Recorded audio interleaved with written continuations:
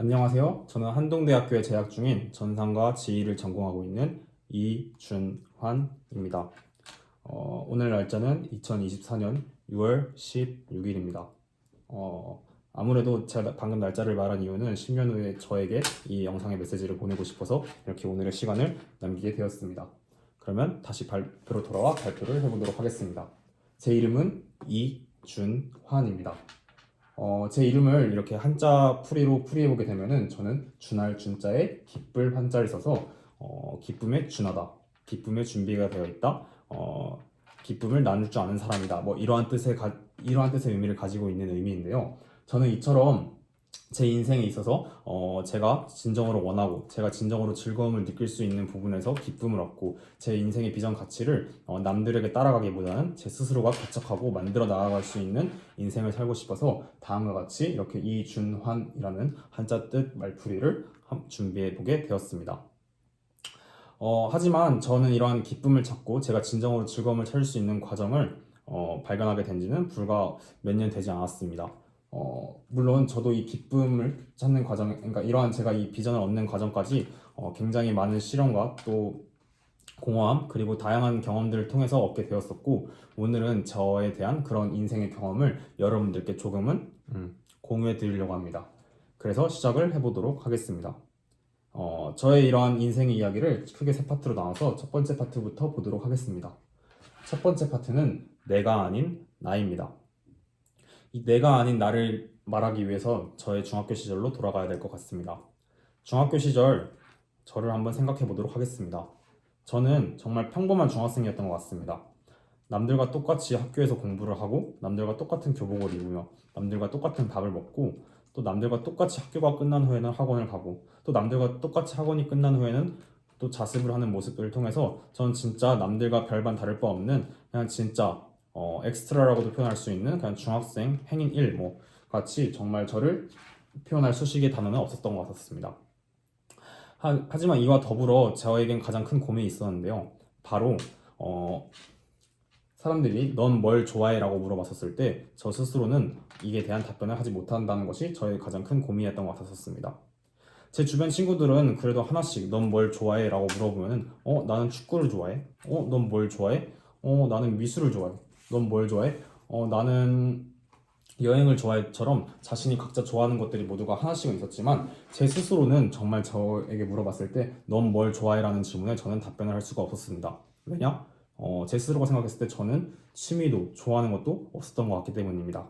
그저 남만 따라가는 삶이었었기 때문에 저는 남들이 누군가가 넌 뭘 좋아해? 라고 물어보면 저는 난 모르겠네 혹은 난 없는 것 같아 라고 답변하기 일쑤였던 것 같습니다. 하지만 여러분이 생각해 보십시오. 이러한 답변, 넌 뭘 좋아해? 라고 물어봤는데 난 모르겠어, 난 없어 라고 답변하는 친구, 그 사람에게 미래가 있어 보입니까? 그 사람에게 비전이 있어 보입니까?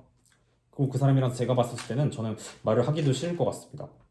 중학교 때 제가 그렇게 생각을 했던 것 같기도 합니다. 내가 이렇게 말하는 것 자체가 내 스스로가 너무 조금은 멍청해 보이고 조금은 모자라 보이기도 했던 것 같았습니다. 그래서 저는 제 스스로가 내가 뭘 좋아하는지 찾기로 잠깐 마음을 먹고 한번 간단하게 찾아보았던 것 같습니다. 하지만 아무리 찾아도 제가 뭘 좋아하는지는 찾을 수가 없었고 그나마 제가 잘하는 거를 찾을 수 있었던 것 같았습니다. 제가 그 당시에 그래도 남들보다 조금은 좋은 성적, 조금은 좋은 등수를 받게 되면서 공부를 그래도 잘한다고 나름 말을 할 수 있었던 것 같았습니다.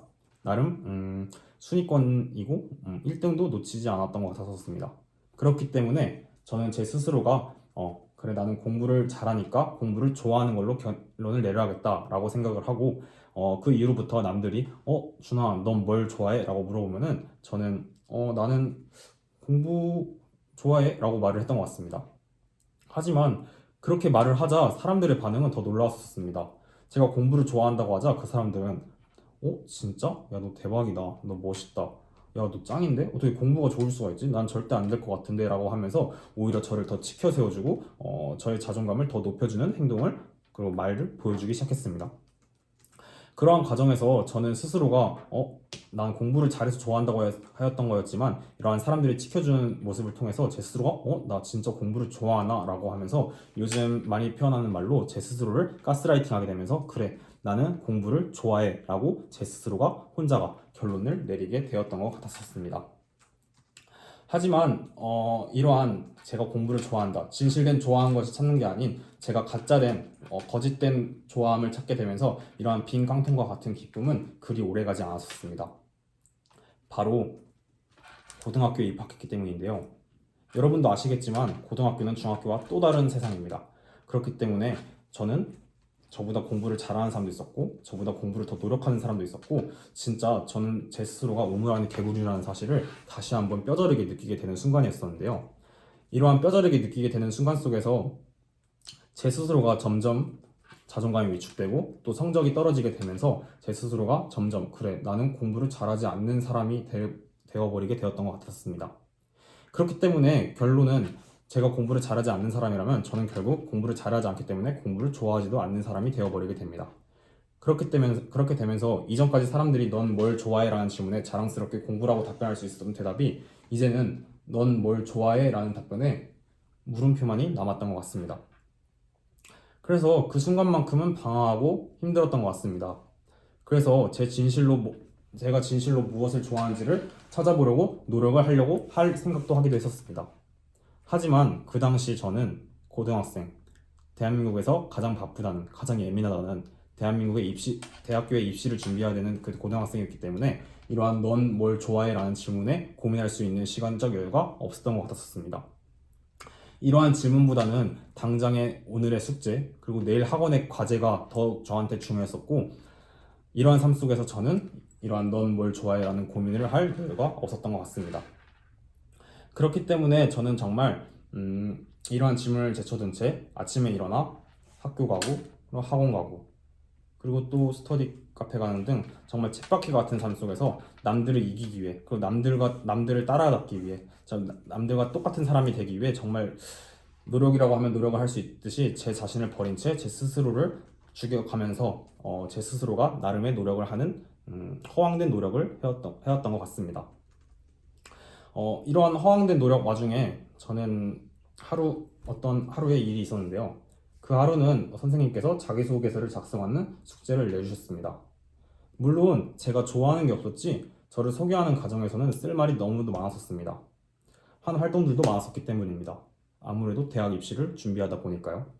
하지만 그 활동들에 있어서 이거를 왜 했고 그 목적성과 그 이유를 묻는다면은 저는 다시 한번 물음표를 가지게 되면서 그 목적성과 이유가 모두가 부재했다는 사실을 느낄 수가 있었습니다. 그래서 그 순간만큼은 제가 아무래도 자소서를 쓸 때는 제가 한 일에 대해서 목적성과 의미를 부여했지만 결국에는 이 자기소개서를 전체적으로 읽어봤었을 때는 결국에는 이 자기소개서는 저를 소개하는 제 소개서가 아닌 제가 되고 싶은 제가 가고 싶은 대학에서 원하는 인재상의 자기소개서를 써놓은 허황된 가짜의 삶을 써놓은 소개서였던 것 같습니다. 이러한 자기소개서 한 장으로도 정의되지 못하는 저의 삶을 보면서 제 스스로는 정말 공허함을 많이 느끼고 그간 어쨌든 짧다면 짧고 길다면 긴 18년의 인생을 뭔가 돌아보면서 정말 내가 이렇게 살아온 게 정답일까? 라는 생각과 함께 정말 많은 생각이 들게 했던 것 같습니다. 어찌 보면 지금까지 저의 삶 전체가 거짓 같기도 하였었고 그랬기 때문입니다. 그래서 저는 제 스스로를 재정의하는 시간이 필요하다고 느꼈었습니다.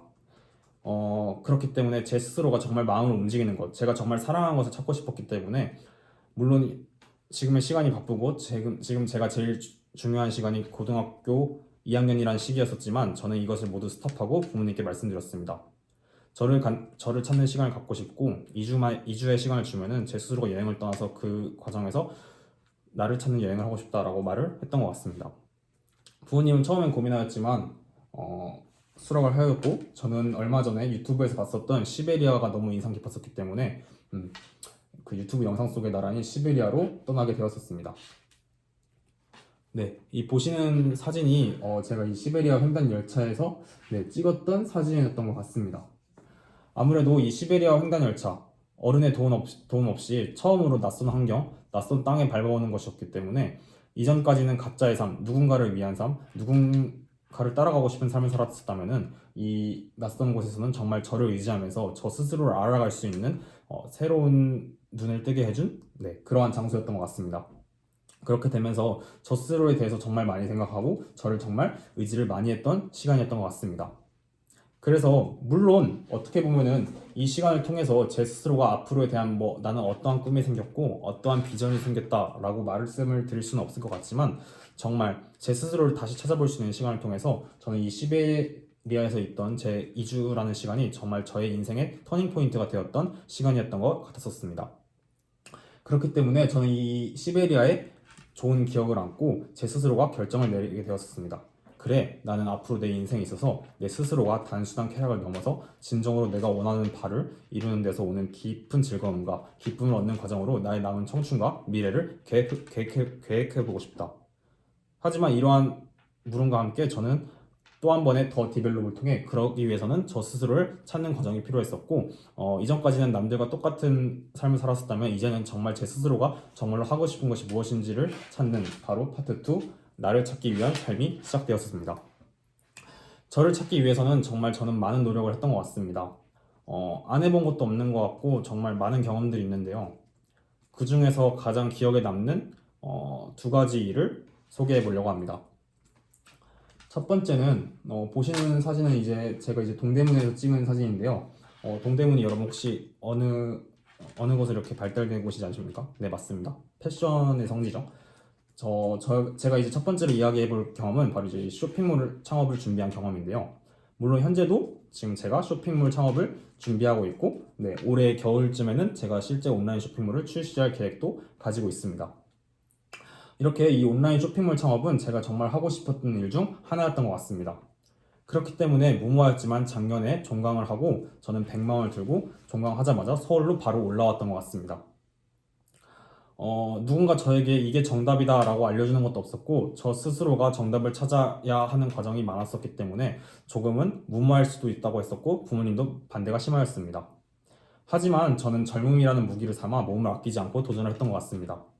한 달이 넘는 기간 동안 낮에는 오프라인 매장을 돌아다니고 그리고 밤에는 이러한 시장 조사를 바탕으로 도매 시장을 다니면서 거래처를 파고 다니면서 또 새벽에 집으로 돌아오면 몸은 녹초가 되어 있고 밥 먹을 힘도 없이 바로 잠에 골아 떨어졌지만 저는 분명 이 과정이 힘들고 지치고 하기 싫어했지만 이 과정 자체가 너무도 행복하고 너무도 제가 기뻐하고 있다는 사실을 발견을 하였던 것 같습니다. 이러한 온라인 쇼핑몰을 준비하는 창업의 경험이 단순히 제가 좋아하는 것을 넘어서 제가 하고 있는 이 창업이라는 과정 자체를 저에게 너무 흥미롭게 와닿았던 것 같기 때문입니다. 물론 이 과정 자체가 창업이라는 것을 의미할 수 있을지는 모르겠지만 어쨌든 제가 이 계기로 하여 지금 현재 한동대학교에서는 지휘로 이렇게 전과를 하게 되는 계기가 되기도 하였었고 저에게는 정말 뜻깊은 경험이었던 것 같았었습니다.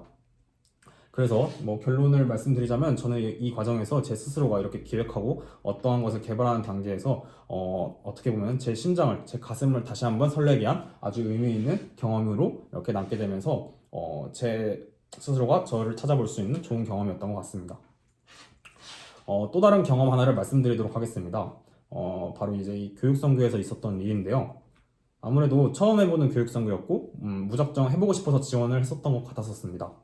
처음에는 많이 의기소침했었습니다.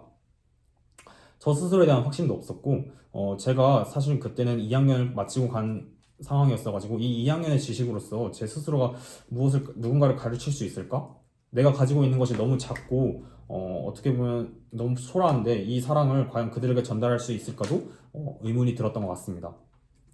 하지만 저의 의문과 다르게 아이들은 제가 서투르고 조금은 어색할지라도 너무도 행복하는 모습을 보여줬었고 제 스스로도 아이들이 너무 대견하고 너무 좋았던 것 같았었습니다. 또한 마지막 날이 마치는 수업에서는 아이들이 정성 어린 이 한국어로 쓴 편지와 인형도 받았었는데요. 그 순간 저는 정말 행복했던 것 같습니다. 제가 어느 것을 성취했다는 그 뿌듯함과 그 행복감보다는 이 작은 마음을 통해 소박할지라도 전달된 저의 마음이 너무도 기뻤고 이와 관련된 모든 일들을 그날 저녁 밤에 선교사님과 공유하는 시간을 가졌던 것 같았었습니다. 그 과정에서 선교사님 댁에서 식사할 때 제가 느낀 이 감정들을 고루하던 와중 왜인지 모르겠지만 여러분 혹시 이 영화를 보시면 혹시 너무 행복하거나 너무 좋은 순간이 있으면 슬로우 모션이 걸리시는 거 아시나요? 딱 그 순간이 그랬던 것 같습니다. 그 순간이 슬로우 모션이 되면서 선교사님들의 웃음소리, 그리고 그 선교사님들의 아이들, 그 자제들이 뛰어다니면서 떠들고 웃는 소리들이 너무 느리게 들리면서 순간 지금 이 삶이 너무 행복하고 지금의 이 순간이 영원히 계속됐으면 좋겠다라는 말과 함께 나중에 커서 당장은 아니겠지만 나중에 뭐 40살, 50살이 됐었을 때는 이러한 선교사님과 같은 삶을 살고 싶다라는 말이 나왔던 것 같습니다. 그 순간 저는 정말 놀라웠었습니다. 처음이었었습니다. 제가 뭔가를 너무 좋아하고 하고 싶다고 해서 이것을 입 밖으로 나오게 되면서 이것을 제가 그러니까 입 밖으로 나오고 이 자체를 미래를 계획한 것이 정말 저에겐 처음이었었습니다. 사실 이 사역의 꿈은 당장의 미래가 아닌 제 먼 훗날의 미래이겠지만 제 인생의 퍼즐의 한 부분을 맞춘 기분이었었고 제가 활동한 모든 과정이 부정되지 않은 것 같아서 너무도 기분 좋은 경험이었던 것 같습니다. 마지막으로는 이제 결론 파트로 나라는 퍼즐 맞추기로 이렇게 결론을 내려보도록 하겠습니다. 아무래도 많은 경험들이 모두 조각조각이지만 그 조각조각들이 저라는 퍼즐을 맞추고 있음을 증명했고 저는 앞으로도 이러한 조각을 위해서 더 많은 노력을 할 것 같습니다. 그렇기 때문에 여기까지 과정 자체에 저는 의미를 두고 지금도 너무나 행복하게 살고 있으면서 제 안을 채우는 삶을 통해서 저는 앞으로 한동대학교 나아가 사회에서도 그러한 삶을 살고 싶다는 저의 비전 그리고 목표를 가지면서 저의 이런 발표를 마치도록 하겠습니다.